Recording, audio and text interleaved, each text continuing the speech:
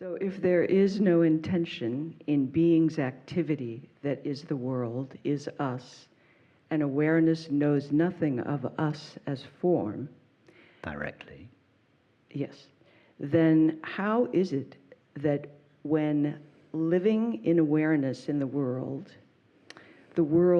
opens up to you, synchronistic things happen? How does this work? And if there is no intention, if awareness doesn't know of me, how has it led me to you?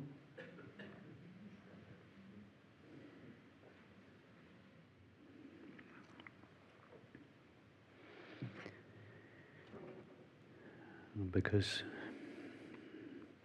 so when awareness localizes itself in the form of each of our finite minds, it doesn't completely veil itself. It leaves a trace of itself in the finite mind, in the form of the knowledge I am. So the knowledge I am is a hint that the infinite leaves of itself in the finite.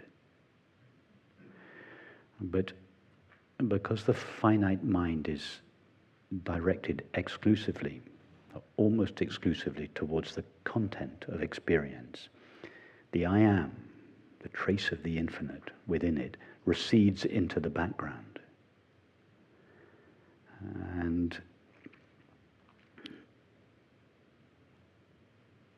But the overriding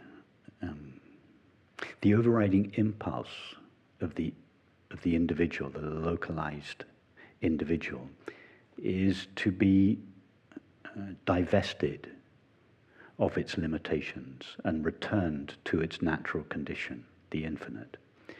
And that is why there is this seeking in all of us.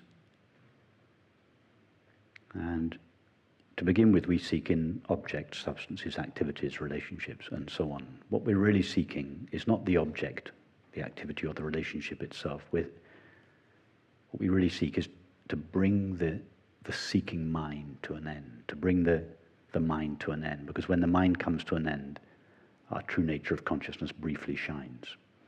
So that's why we all start off seeking in the world. We're not really seeking anything objective in the world. We think we are, but we're not. We're seeking the peace of our true nature.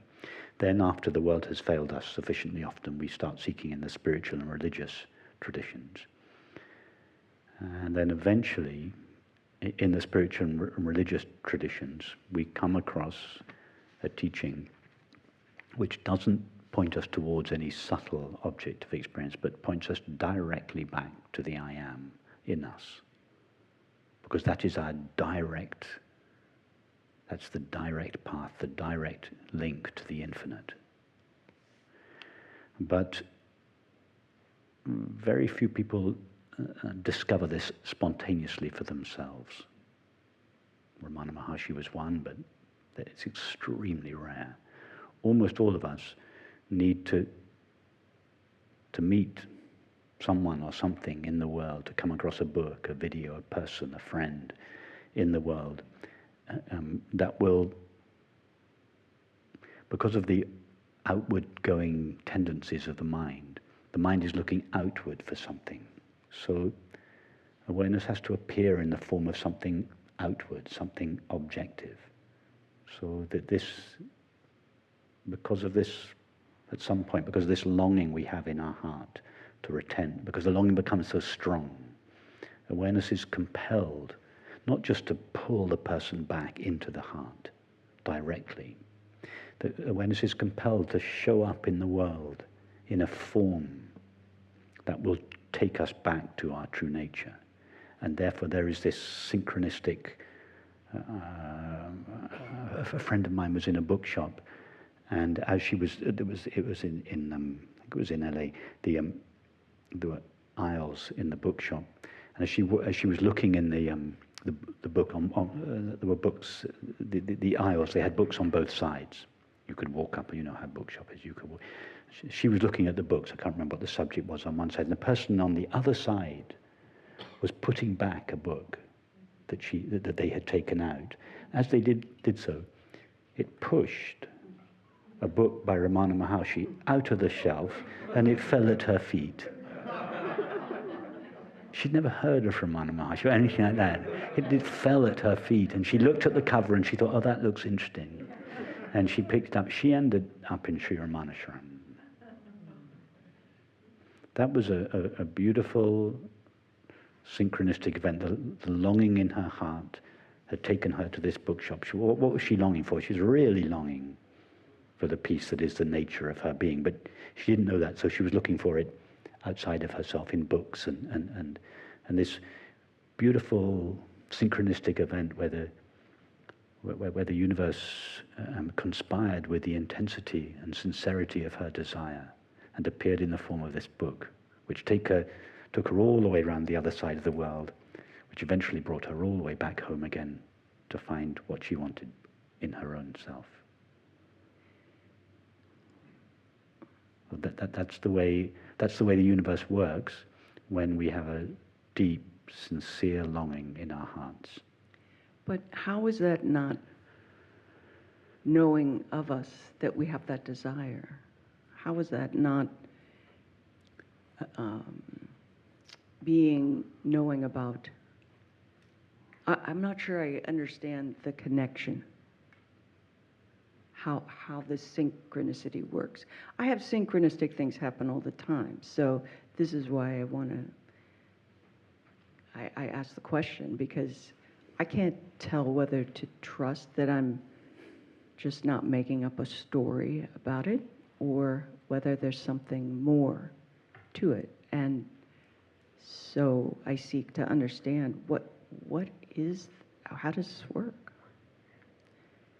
Does that make sense? Yes, yes. Okay.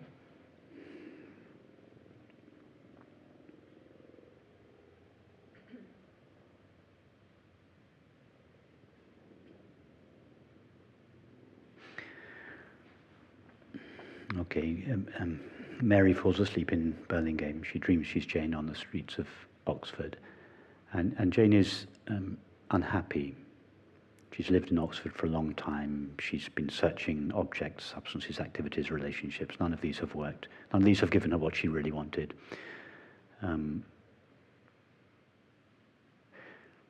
But she has this deep desire for peace, for happiness. But she's exhausted all the possibilities. So remember that what takes place on the inside of Jane, in this case her sorrow, her longing, her desire, and what takes place on the outside of Jane, namely the streets of Oxford, are all the same indivisible mind. And the nature of that mind is peace. Mary's sleeping peacefully in Burlingame. So Jane doesn't yet know that what she wants is to recognize the nature of her own being. She thinks that what she wants is a relationship or a teacher or an experience. So what possibility does Mary, I'm caricaturing, what possibility does Mary have to reach Jane? Mary can't call Jane. Mary can't say to Jane, Jane, turn round, I'm behind you, I'm within you. She's asleep. She doesn't have a voice. Mary can't send a message directly to Jane. But she can send a message to her via the world, because her mind is the world. So if Mary can't reach Jane directly, she places an image of herself in the world. She places Jane's walking the streets of Oxford, and she sees a poster, and it says at the Quaker meeting house, there's a meeting about non-duality at 7:00 on Friday evening. And Jane, that's interesting, that's nice. And Jane finds herself going to that meeting. And in that meeting, all they talk about is Mary's mind. And Jane is through the conversation, the contemplation, the meditation, Jane's mind is taken away from the streets of Oxford, and it's drawn into herself. So she's being drawn back to Mary's mind, but Mary couldn't draw her directly back to her mind. She had to place a symbol of herself in the world in the form of a meeting or a poster. Or she had to, and so that would appear from Jane's point of view as a synchronistic event. Seeing this poster walking down the street, how come? It's synchronistic from Jane's point of view. Of course, from Mary's point of view, it makes complete sense. They're two aspects of her own mind.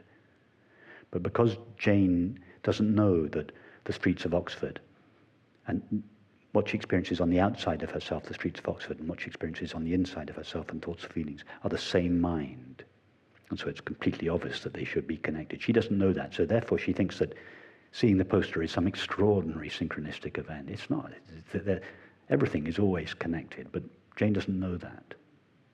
About the consciousness is not working it out. Oh, I must appear in the form of a book or a poster. In Jane's, it's an inevitable consequence when reality is divided into two parts that seem, from the point of view of one of the parts, to be separate. It's inevitable that there will be correspondences between the inside of the subject and the world that it seems to perceive. Why? Because they're the same system. When you divide that system into a mind and an outside world, there's a correspondence between what takes place inside the mind and outside in the world, because they're the same thing. So the one mind, it divides itself in two.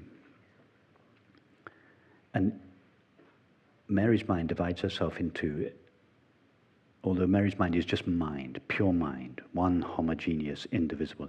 But when it divides itself in two, it divides itself into mind and matter, the finite mind and the world, although it's really all made of mind. But from Jane's point of view, it's mind on the inside, but matter on the outside. From her point of view, it's really all mind with a capital M, or consciousness. But from Jane's point of view, everything that takes place on the inside is made out of stuff called mind. Everything that takes place on the outside is made out of stuff called matter, and there's no connection between them.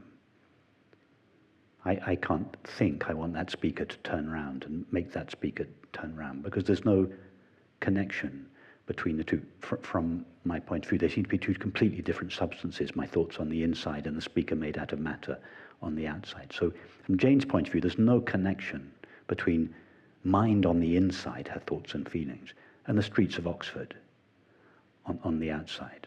So there shouldn't be any correspondence between the two, unless behind the scenes they really are the same thing, in which case there will be a correspondence between the two, in which case it's not surprising that if Jane's mind takes the form of a deep longing,